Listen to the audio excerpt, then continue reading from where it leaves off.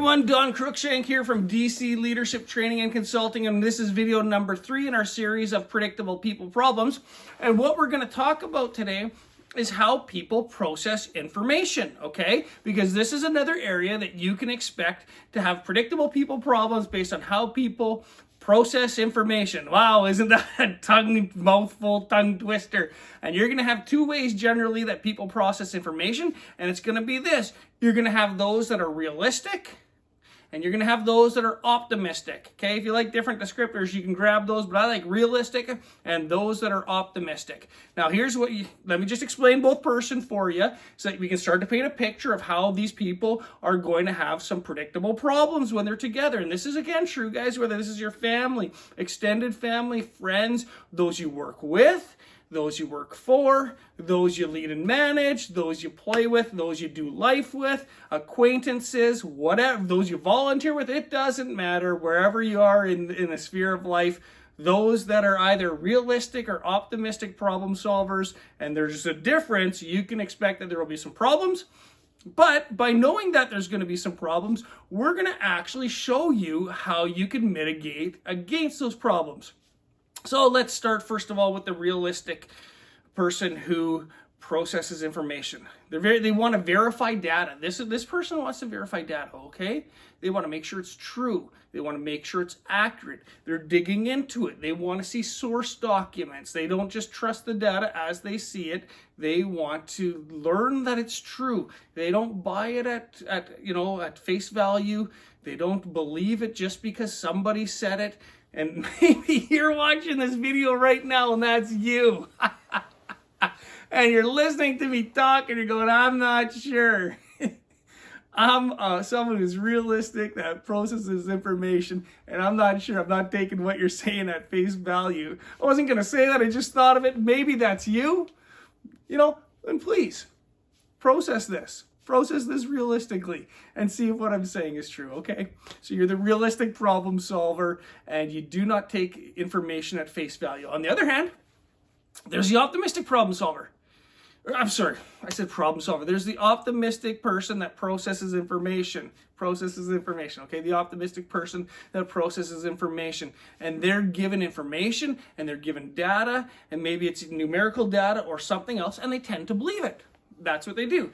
They tend to believe the information that they've given. They're optimistic. They tend to go, yeah, okay. If somebody said that, then it must be true. Now, I don't think anybody, really is completely that far where they'll just believe anything that they'll hear, okay? Like, not really. Okay, but they tend to, if they trust you as a person, they'll tend to trust the information that they give you. That's how the optimistic person works. Now, look, let me ask you this. What's the only job that you could be wrong at 50% of the time and still employed? Come on. Someone said weather forecaster, right? Weather forecaster. You can be wrong 50% of the time and still be employed.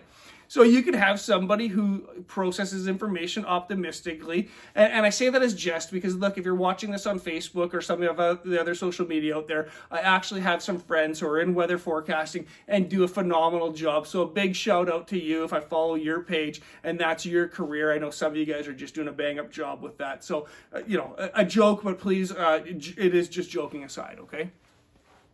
Now, what's a job where you really just can't be wrong? Because there are some of those, right? How about air traffic control, person, an air traffic control person, someone working in the air traffic control tower? How often can they afford to be wrong without the results being catastrophically massive?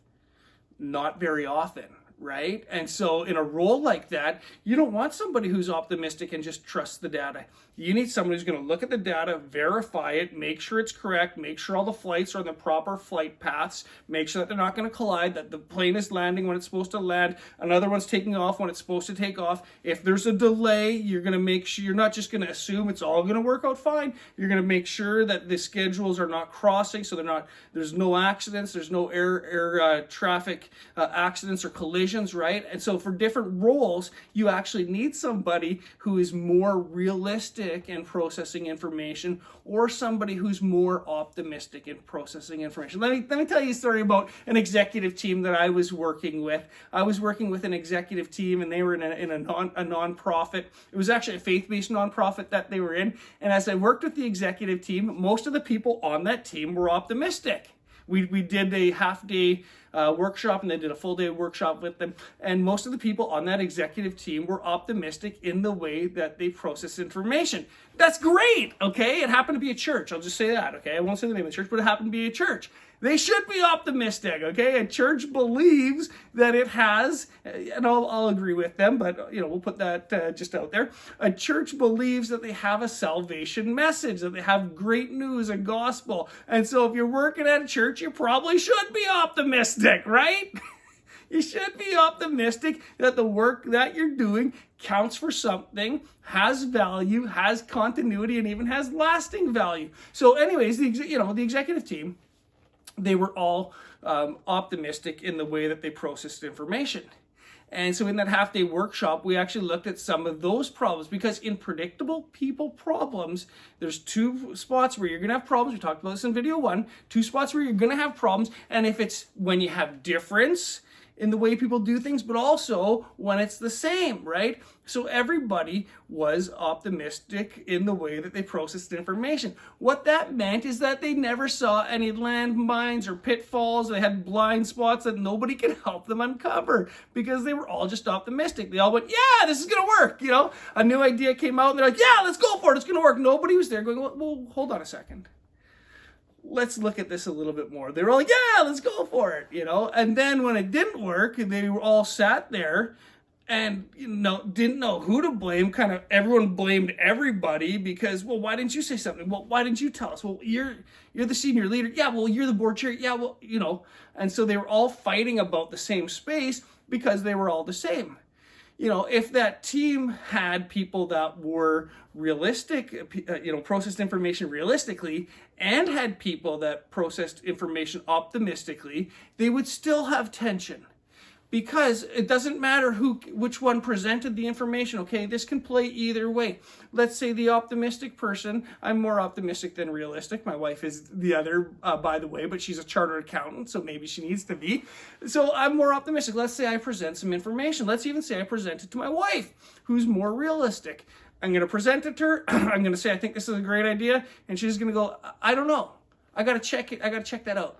I got to check out that data. I got to check the facts. I got to make sure it's right. Hey, look, I don't know if you guys have ever watched Seinfeld, but if you have ever watched Seinfeld, I'm the guy with the George Costanza wallet. I wish I had my wallet on me right now, because my wife wants me to get a receipt. Whenever the cashier asks me do you want a receipt? I always tell them, hey, if I can get that receipt in triplicate, that's even better. So I got this big wallet. It's never been in my back. It's always in the front pocket. I've had cashiers comment that's the George Costanza wallet, because my wife wants to check the data. She wants the receipts. Me, I don't care. They told me it was 95.24. Boom, I paid for it. Whatever it was. She wants to verify the information, check the trade. I just trust them. Right?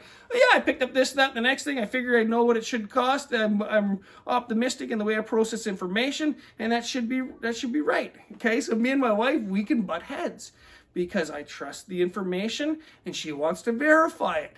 She gets tired of me trusting the information, and I get tired of her wanting to verify it. So when you have a group like that, or a team, or someone you report to, or somebody that reports to you, or your volunteer, or friends, or whatever it is, you can know that you're at some point in time gonna rub on each other the wrong way and too much. So if you're the person who's more realistic in that situation, they process information more realistically than the person that's optimistic, what you need to do is maybe you don't need to go down to such level of detail. You're going down to level 3, level 4, level 5 of detail and verification. Maybe you can stop at level 2 or 3.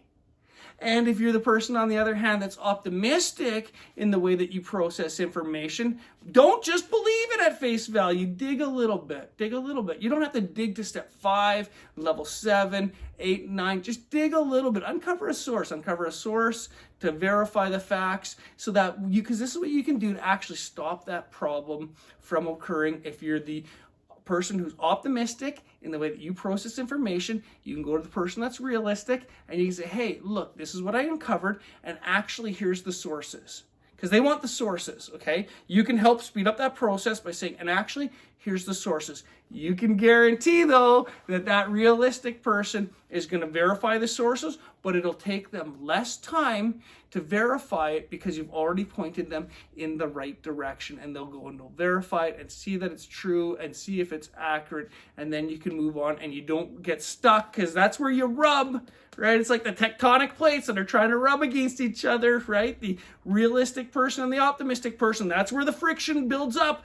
It builds up when it's rubbing and it's not moving. That's when you're encountering the problem in your business, organization, family, where you work, where you play, where you worship. It's when they're rubbing hard. So if you can help that rubbing to stop, or just to slide a little bit more than to rub by presenting the sources, or if you're realistic and you're not as optimistic, by not needing as many sources, then you're not going to have that kind of attention. So I hope that helps you guys where you live, where you work, where you play, where you volunteer, because that is the third video in our series, Predictable People Problems, when it comes to processing information. Wow, that's a mouthful. If you've liked the video, guys, as always, please hit the big thumbs up, subscribe to our channel, like the video on whatever platform you're seeing it, whether that's YouTube, LinkedIn, Twitter, Instagram, Facebook. We're on all of them. Make sure to like it and share it around, and let others know that they really need to check out DC Leadership Training and Consulting,